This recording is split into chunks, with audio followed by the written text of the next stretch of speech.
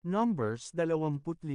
At ang Israel ay tumahan sa Sittim, at ang bayan ay nagpasimulang magkasala ng pakikiapid sa mga anak na babae ng Moab. Sapagkat kanilang tinawag ang bayan sa mga hain sa kanilang mga Diyos, at ang bayan ay kumain at yumukod sa kanilang mga Diyos. At ang Israel ay nakilakip sa Diyos-Diyosang Baal-peor, at ang galit ng Panginoon ay nagninggas laban sa Israel. At sinabi ng Panginoon kay Moises, ipagsama mo ang lahat ng pangulo sa bayan at bitayin mo sila sa Panginoon sa harap ng araw, upang ang maningas na galit ng Panginoon ay mapawi sa Israel. At sinabi ni Moises sa mga hukom sa Israel, patayin ng bawat isa sa inyo yaong mga nakilakip sa Diyos-Diyosang Baal-peor. At, narito, isa sa mga anak ni Israel ay naparoon at nagdala sa kanyang mga kapatid ng isang babaeng Madianita sa paningin ni Moises, at sa paningin ng buong kapisanan ng mga anak ni Israel, samantalang sila'y umiiyak sa pintuan ng tabernakulo ng kapisanan. At nang makita ni Phineas, na anak ni Eleazar, na anak ni Aaron na saserdote, ay tumindig siya sa gitna ng kapisanan, at humawak ng isang sibat sa kanyang kamay.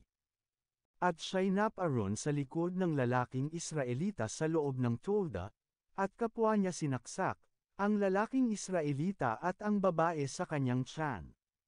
Sa gayon ang salot ay natigil sa mga anak ni Israel. At yaong nangamatay sa salot ay 24,000.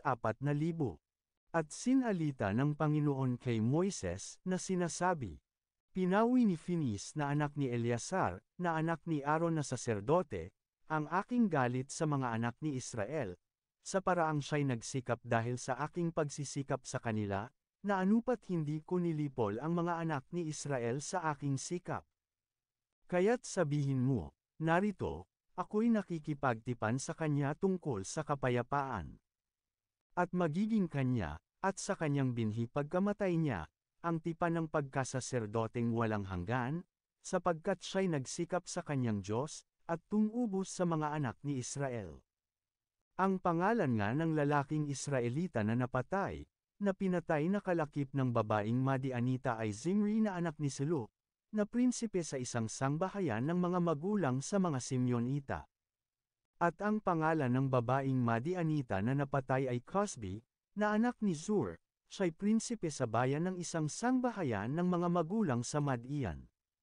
At sinalita ng Panginoon kay Moises na sinasabi, bagabagan ninyo ang mga Madianita, at inyong saktan sila, sapagkat kanilang binagabag kayo ng kanilang mga lalang na kanilang ipinangdaye sa inyo sa bagay ng Peor, at sa bagay ni Cosbi, na anak na babae ng prinsipe sa Madian, na kanilang kapatid na namatay ng kaarawan ng salot dahil sa Peor.